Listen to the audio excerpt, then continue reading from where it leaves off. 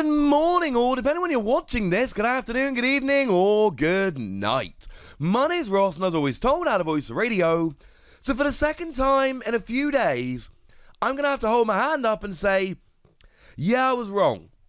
And both times I've been wrong about a Pokémon VMAX from the new Japanese set that I thought was largely underwhelming and wasn't going to end up being particularly good. And yet, at the very first opportunity, the first day of legality, someone's gone and done a win with it and showed me a deck list which, as far as I'm concerned, conclusively shows that I am wrong. Because it's not just that they've gone and done a win. It's that you look at the deck list and go, yeah, that's an incredibly strong deck. That is not some weird deck that won this tournament in weird circumstances. That is just a legitimately good deck that I expect to be really good moving forward.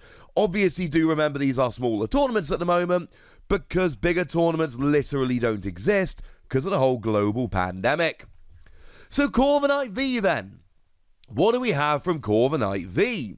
Well, we got a couple of attacks here. First one is single energy, 30 damage, stops your opponent retreating. We talked about these attacks a lot on the channel, and they'll be useful sometimes. You'll be able to buy yourself a couple turns, get cheeky KOs, or maybe even deck your opponent out if they're out of switching cards, but it's going to be rarely useful. Free energy, 190, can't attack next turn. I asked you why you would play it over Zacian V, and the fact of the matter is you wouldn't. We're playing that card, more on that in a moment. But Corviknight VMAX, you're up to 320 HP, you've got free retreat, you've got an ability that prevents all effects of your opponent's abilities done to this Pokemon, so damage, making you switch, getting rid of energy, things of that nature. It's not a huge thing now, but you never know if it might be in the future, and you're going to catch some weird things here and there. But also, free energy 240, and it can't use the attack next turn, but you got free retreat, so don't worry. So now you got 320 HP, free retreat, and an attack that does 240 damage, and this is starting to look a whole lot better.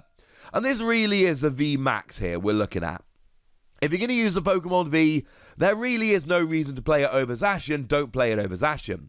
But if you want a bit more HP and a bit more damage and free retreat, then the VMAX has absolutely got your back. And that's where we're going here. Why is this suddenly a good card? Why is this a Pokemon that's doing well? Well, it's all to do with Bronzong.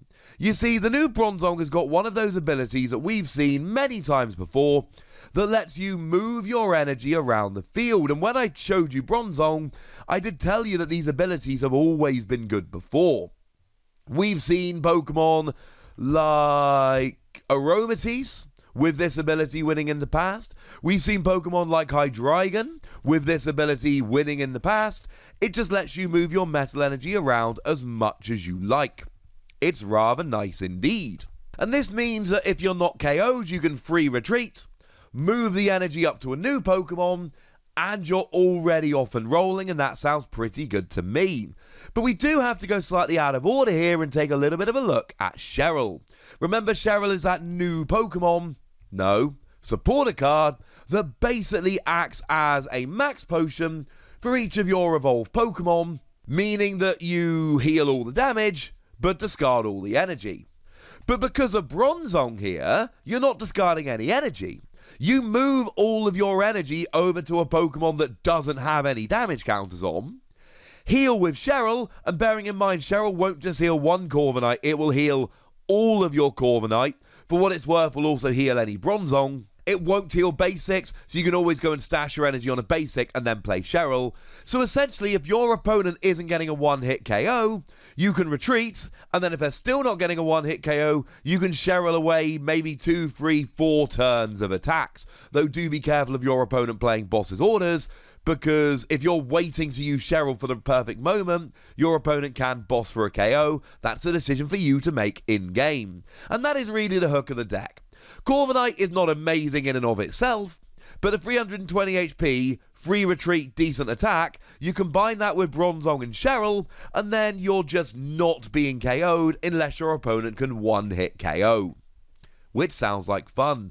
Incidentally, if your opponent is taking advantage of your fire weakness, that's a little bit gutting, because we don't have a good non-fire weak Pokemon to use. Sorry. The other attacker we have in the deck is the aforementioned Zacian V. It's got an ability that draws 3 cards. If any of them are metal energy, you can attach them to Zacian. Especially good in this deck, of course, because an early game Intrepid Sword will allow you to then move that energy to Corviknight using Bronzong, which is awesome.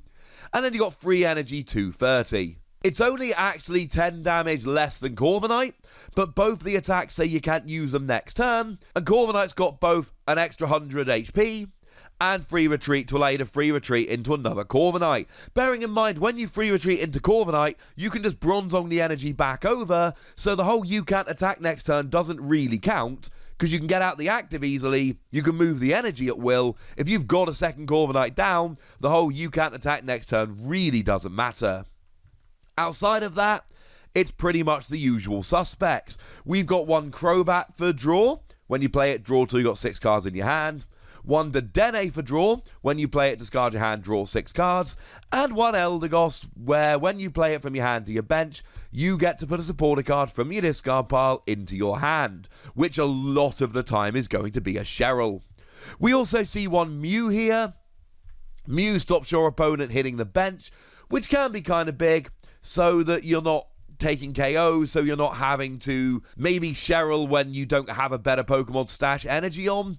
You don't want to have to discard energy from Bronzong and all of that. You might only have Bronzong and Corviknight out, so Mew helps to make sure they're not all damaged, although mostly it's just going to be to stop your opponent taking KOs on the bench. In terms of energy here, obviously we see Metal Energy. That should be a given at this stage, because, you know, you're moving it with Bronzong. But we also see Coating Metal Energy.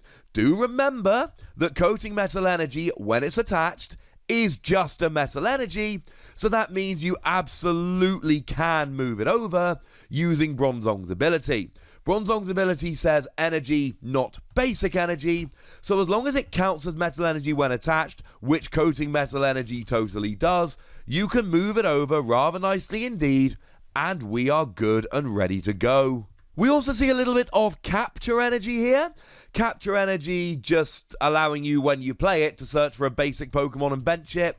And we're seeing this more and more in decks that rely on Stage 1 Pokemon like we do here with Bronzong.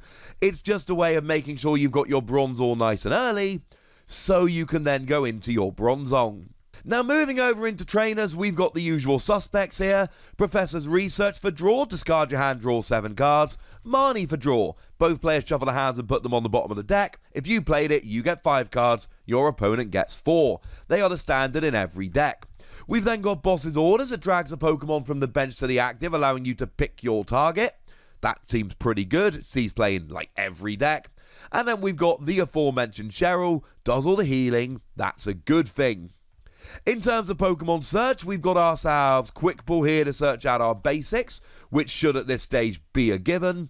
And then we've got Pokemon Communication to swap a Pokemon in our hand of a Pokemon in our deck. Bearing in mind, we've got a bunch of evolved Pokemon, your Bronzong, your Corviknight VMAX. We need a way to get our evolutions. To that end, we also play Evolution Incense. Just the one, but it helps you get an evolution. Being a metal deck, and with Bronzong especially, Metal Saucer becomes an absolute staple here. Lets you attach a Metal Energy from your discard to a bench metal Pokemon. You've got to play that in a metal deck, but especially with Bronzong, you can Metal Saucer onto Bronzong and then move it to the active, so the usual you can't attach it to the active rule doesn't actually apply when you're playing Bronzong, which, to sound very British for a moment, is absolutely spiffing. Now, we do see a couple copies of Switch here. You've got free retreats with your Corviknight, which is awesome, but you've still got things like Bronzong and Zacian you'll need to switch. We've got one copy of Reset Stamp, puts your opponent down to a new hand equal to their remaining prizes. We see it as a one-of in a lot of decks. It's good if your opponent's about to win. We see Power Plant as our stadium of choice here. Turns off GX abilities. Things like Dedenne, things like Oricorio, slows your opponent down rather nicely, although it will stop any GX ability. And then we've got 2 copies of Big Charm, gives you an extra 30 HP. And we need to remember at this stage that Japan's rotation is ever so slightly different. They've rotated to Tag Bolt On, which is the equivalent of Team Up On, but they've lost a mini set. And there aren't many relevant cards in that mini set, but one of them is Metal Goggles that reduces damage done to your metal Pokemon it's attached to by 30. Obviously, you're not actually able to use that one if you're playing this in our format, which is very similar, just with a few Metal, Darkness, and Lightning cards extra. Do make sure you play it with Metal Saucer, that's a better card. Similarly, one of the other cards that was in that mini set in Japan was the Bronzor with Evolutionary Advantage. If you go second, you can evolve on your first turn. You should probably play that Bronzor for the chance of the turn 1 Bronzong. Bearing in mind, go second, turn 1 Bronzong, Metal Saucer, maybe attack with Zacian this turn. It's a really cool thing, so I would swap in those two cards just because Japan has rotated one extra little mini set. So there we go, ladies and gentlemen, a deck which I wasn't taking seriously, but the combination of Bronzong, your high HP, your free retreat, and Cheryl really does make it look like I was a little bit too harsh to Corviknight. This might be a legitimate deck moving forward. Either way, it's going to be fun finding out. For now, ladies and gentlemen, I want to know what you think about this deck, so let me know in the comment section. Go nuts, be nice. And then make sure you like this video, subscribe to this channel, follow me on Twitter at the WOSSY, and Twitch for some live action at twitch.tv/PTCGRadio. If you want to support the channel, get some bonus podcasts and all that good stuff, head on over to patreon.com/PTCGRadio, where you can do exactly that. But by far the most important thing, as always, look after yourselves till next time, would ya? Thank you very much for watching. My name's Ross, and you've been watching PTCG Radio.